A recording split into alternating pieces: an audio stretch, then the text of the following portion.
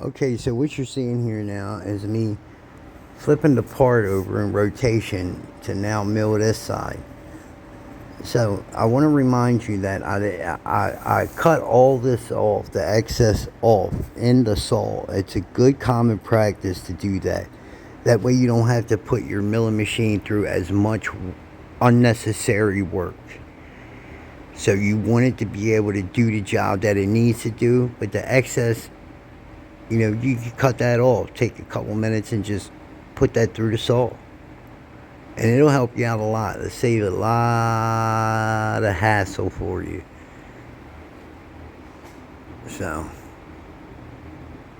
but yeah. So I just wanted to remind you of that. Make sure you get that excess off and get that put in there and square it up and make your cut and have a nice pretty part.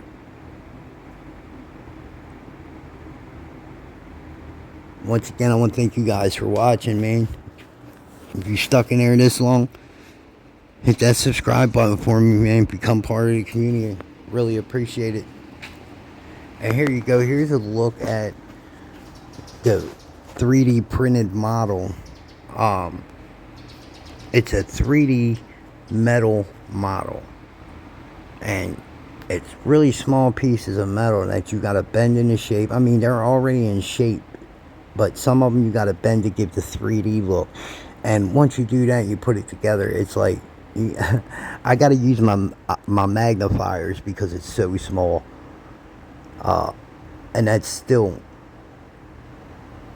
only halfway helps.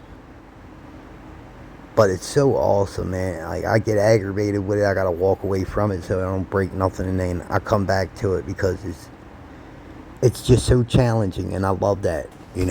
I can't wait to get my first machine replica model and machine it for myself and then get it to work. I would like to do all the machines, including the power supply that runs them. The old steam engine that would run the whole belt system in the shop, and build a mock shop. Build the whole belt system, the pulley system with the main motor that runs everything, and just had that replica running and operational. And I think that would just be so amazing, man. So amazing. That would be a piece of history, a relic right there, because you can't find that anymore. And to be able to show that to the younger generation and say this is what a machine shop used to look like, hopefully that piques the interest in the younger generation to become engineers, to know the strength of an engineer and the possibilities and capabilities of an engineer. That world is just so amazing, and I wish I would have followed through with it. I never even went to a school that offered it, so none of the public schools I went to in Baltimore offered anything like that.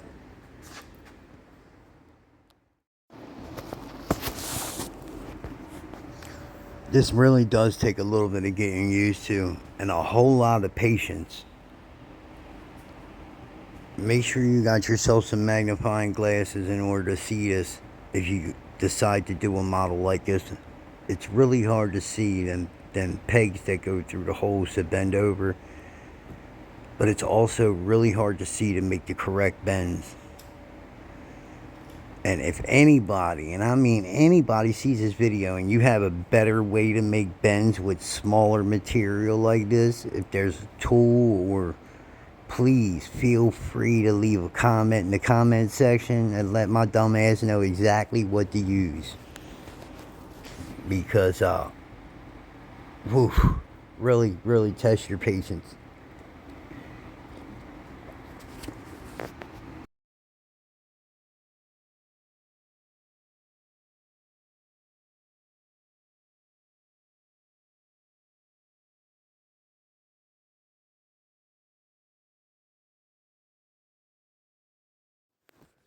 And I also wanted to let you guys know that I've started doing the full-time podcast. It'll be every night between It'll start between 7 and 8 o'clock, so please feel free to come join the podcast. Let's talk about it. We're going to talk about everything in current events, and you can speak your mind. And that'll be on the other channel, Adkins Fabrication. Just wanted to stop in and let you guys know about that. Thanks for watching the channel. Thanks for watching me figure this out. A little aggravated, it looks like, but we'll figure it out. Have patience, son.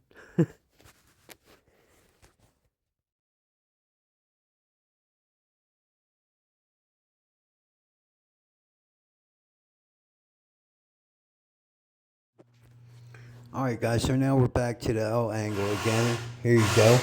So this is the L angle, the backside of being cut on like a 22-degree angle.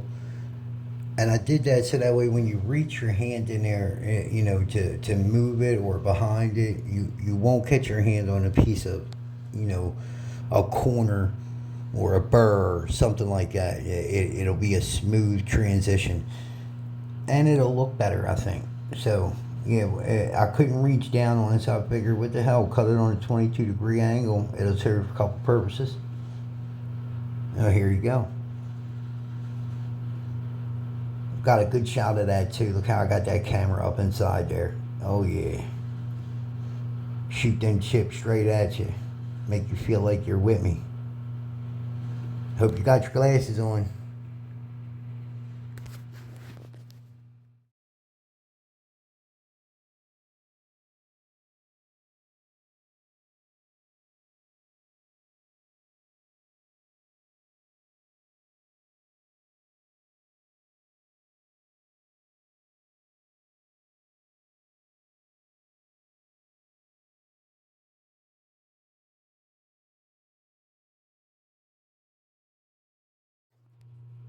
Four flute end mill, roughen end mill, 10 millimeter, cut like butter. Look at them, smooth, shooting them chips straight out of there. And that's steel, baby. That ain't aluminum. That's straight steel.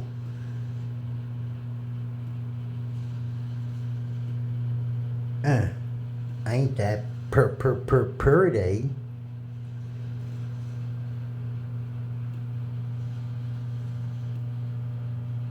And there you go.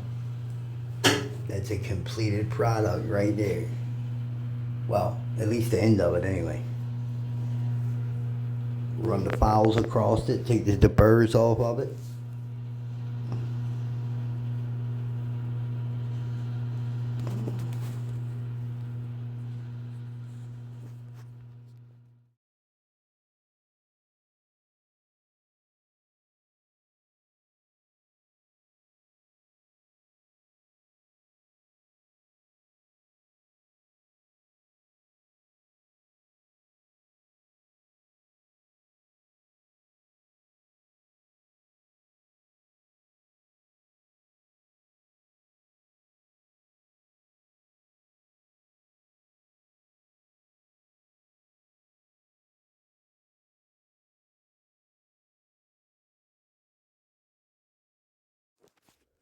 Cleaning up all those edges with a file. Nice. You run your fingers across them, they're nice and clean.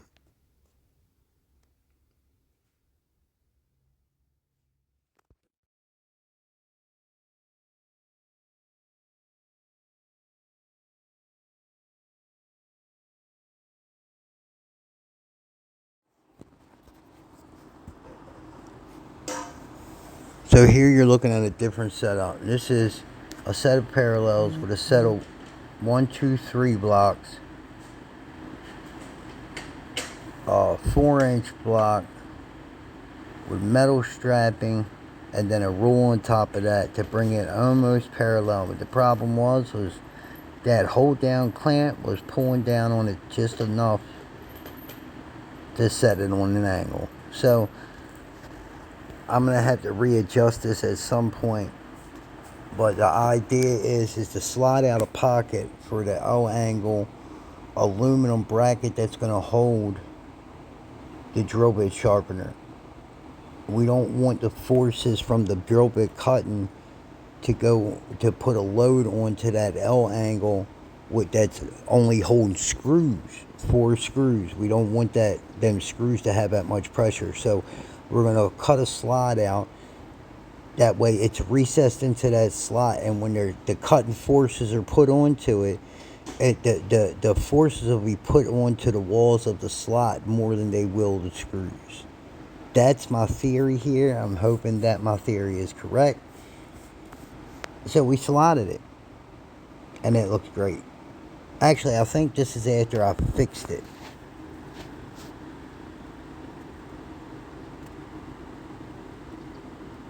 So, but that's what we're shooting for right there.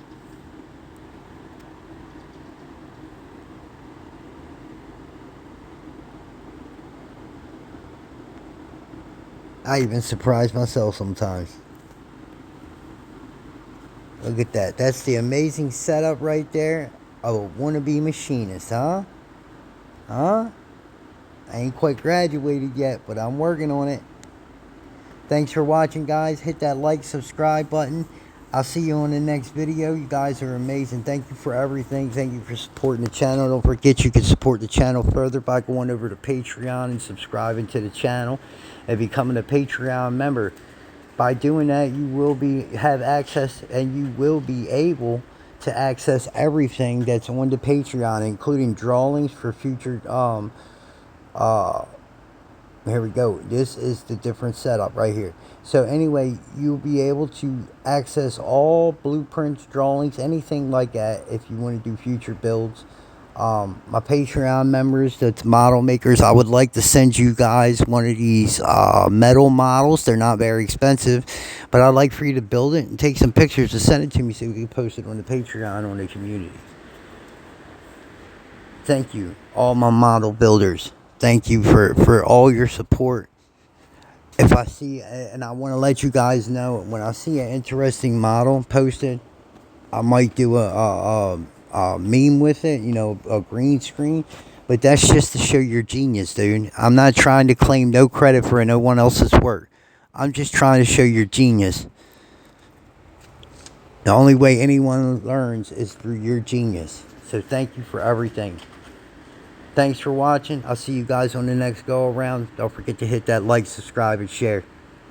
I love y'all. I'm out. God bless each and every one of you. Ideas come to grow on the Machinist Corner. We're out.